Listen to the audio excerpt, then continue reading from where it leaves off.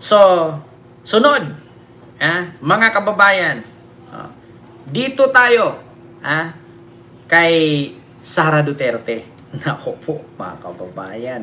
Baka sabihin ninyo ngayon, ano Ken, si Sara na naman yan? Oo, si Sara. Hala ka, mga kababayan. Ito po mga kababayan, si Sara Duterte, ganito po siya, no? Kung sakali man na lumusot, no, ang kanyang impeachment sa Supreme Court at hindi ito mapapatuloy na i-trial sa Congress, mga kababayan, hindi pa rin siya absuelto. Lumusot man siya sa Congress, lumusot man siya sa Supreme Court, pero, mga kababayan, ito sa mga hindi nakakaalam, mga kababayan, gusto ko lang i-share sa inyo, ganito kasi yan. Hindi porket itrinayal na si Sara sa Congress ay makukulong na siya.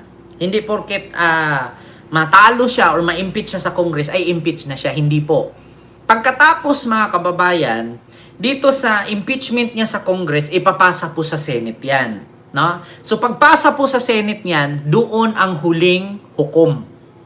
Doon ang huling pirmahan. Doon natin malalaman na talagang impeach siya 100%. Kasi kung ma-impeach siya sa Congress, 50% na siyang impeach. So kahit sabihin natin impeach sa Congress, Vice President pa rin siya. Hanggat hindi siya ma-impeach sa Senate, mananatili si Sarang Vice President. Ngayon, mga kababayan, kung lumusot man si Sara sa Congress, sa Senate, dyan sa impeachment, hindi po siya makakalusot sa ombudsman. Nako po, mga kababayan. Bakit? Ito, pakinggan nyo mga kababayan. According mismo kay Clavano, no, tagapagsalita ng ombudsman ni Boying Remulla, na mga reklamo laban kay BP Duterte gumulong na sa Office of the Ombudsman. Nako po, nasa fact-finding investigation na. So sa madaling salita, mga kababayan, kung lumusot man si Sara sa impeachment na yan at hindi siya ma-impeach sa pangalawang pagkakataon, dito sa ombudsman, mga kababayan, hindi siya makakalusot dito. Tenggang-tenga. Tenggang-tenga. At bukod sa ombudsman, mga kababayan, may ICC pa. Sabi ko nga sa inyo, mga kababayan, wala na.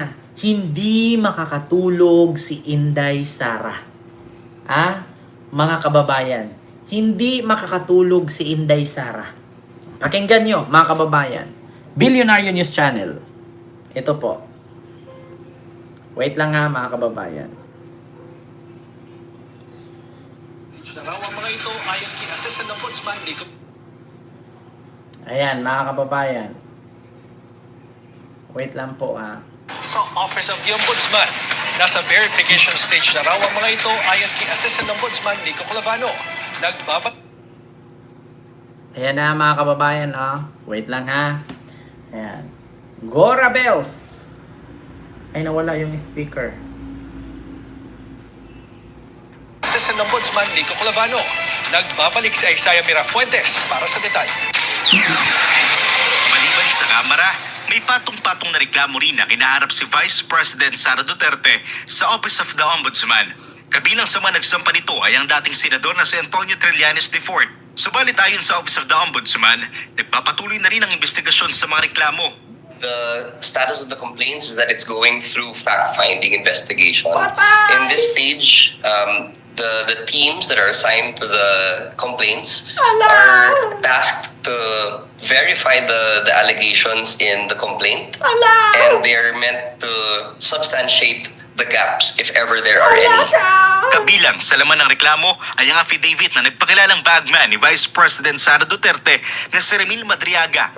Kasalukuyang nasa Camp Bagong Diwa si Madriaga dahil sa kasong kidnapping. Pero ayon sa Office of the Ombudsman, bahagi ng fact-finding investigation ay ang makausap nila si Madriaga. Iginit din ni Clavano na hindi dapat husgahan ng pagiging witness ni Madriaga laban kay Vice President Duterte. Mga kababayan!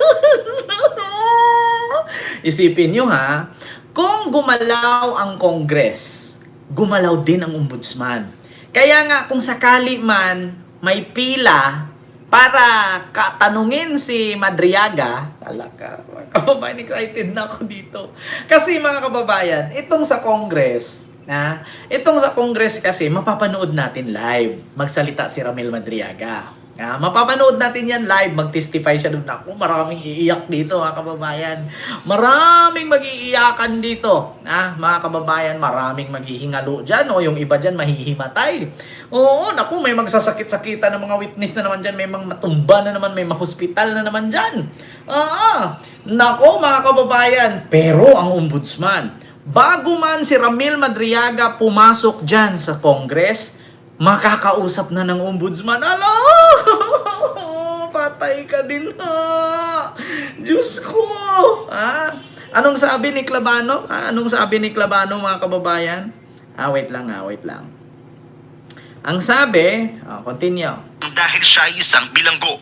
It's really a matter of being able to interface with the actual witness, because if we rely on mere allegations that are written down, as opposed to actually seeing the person and dialoguing with them, asking probing questions in a more comfortable setting, that it pales in comparison, right? So I think that would be the best way to see the credibility.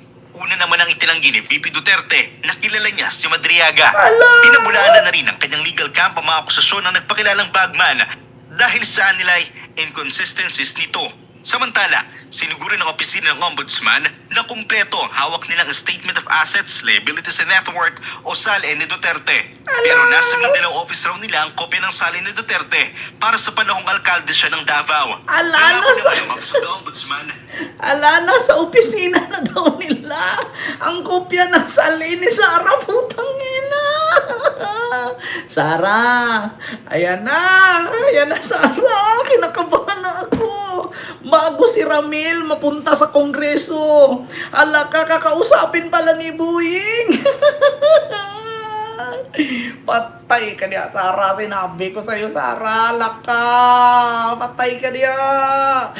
Takbo kayo. Akala ninyo, para hindi makaharap si Ramil Madriaga, para hindi makapunta sa Congress, may pasumbong-sumbong kayo sa Supreme Court. Hindi nyo iniisip na ang ombudsman gumalaw din.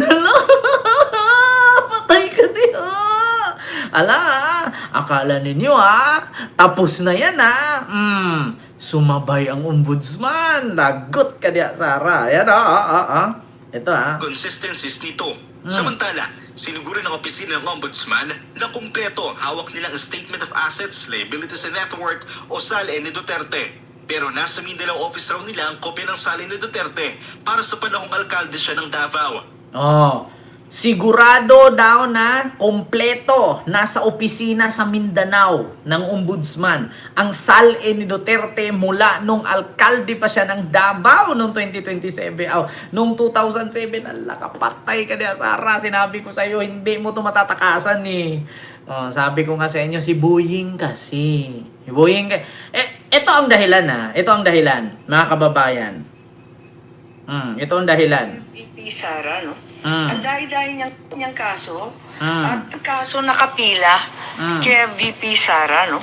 Ang dahil-dahil niyang kaso, at hindi natin masasabi na kumbaga walang accountability. Marami pa rin pananagutan kasi ang dami pa rin kaso. Nakita naman ninyo sa COA, sangkatutak pa ang kaso sa COA, disallowance regarding the confidential funds, nakatenga pa rin yan on appeal before COA Commission. May 3 petisyon tungkol sa confidential funds sa Supreme Court. So tuloy-tuloy pa rin yan.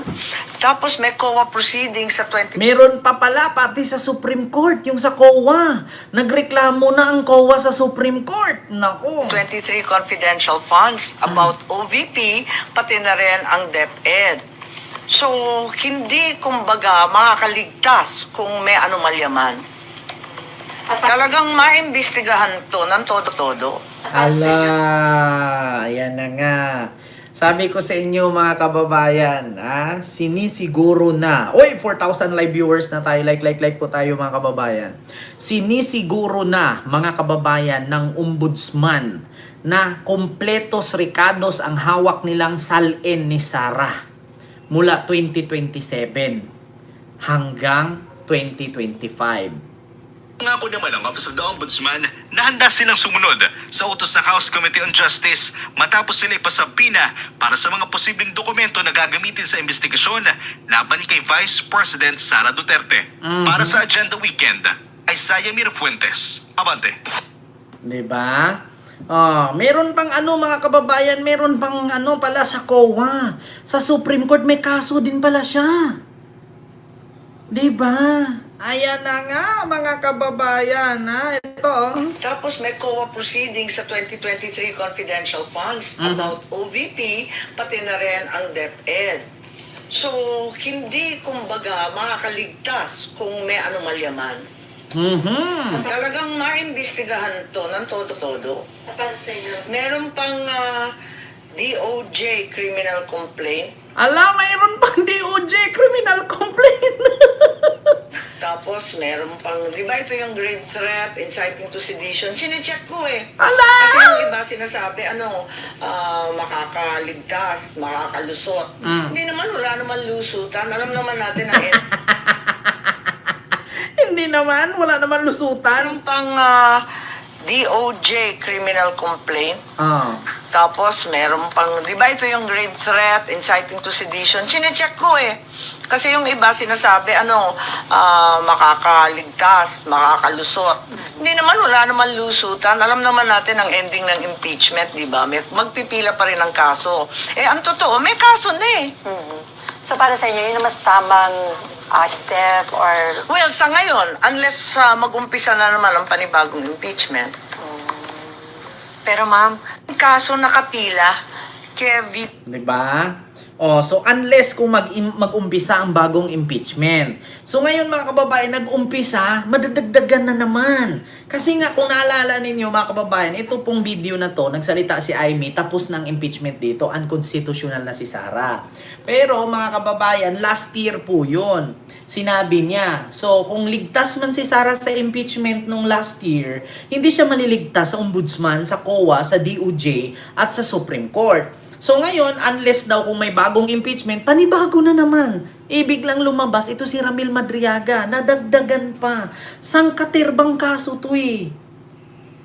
Unang impeachment na absuelto siya, pero sa ombudsman, sa COA, sa Supreme Court, hindi. Tapos, may panibagong impeachment ngayon, no, mga kababayan, nadagdag si Ramil Madriaga, dumadami. Sara, no? Ang dahil-dahil niyang kaso at hindi natin masasabi na kumbaga walang accountability. Marami pa rin pananagutan kasi ang dami pa rin kaso. Nakita naman ninyo sa COA, sa katutak pa ang kaso sa COA, disallowance regarding the confidential funds, nakatenga pa rin yan on appeal before COA Commission. May 3 petisyon tungkol sa confidential funds. Maniwala ba kayo kay Amy o hindi? Sa Supreme Court. So tuloy-tuloy pa rin yan. Tapos may COA proceedings sa 2023 confidential funds about OVP, pati na rin ang DepEd. So hindi kumbaga makakaligtas kung may anomalya man. Talagang maimbestigahan to ng todo-todo. para sa inyo, Meron pang DOJ criminal complaint. Tapos meron pang, di ba ito yung grave threat, inciting to sedition? Chinecheck ko eh. Kasi yung iba sinasabi, makakaligtas, makakalusot. Hindi naman, wala naman lusutan. Alam naman natin ang ending ng impeachment, di ba? Magpipila pa rin ang kaso. Ang totoo, may kaso na eh. so para sa inyo, yun ang mas tamang step or... Well, sa ngayon, unless mag-umpisa na naman ang panibagong impeachment. Klaro, di ba? So, yun po yun. Mga kababayan, nako po.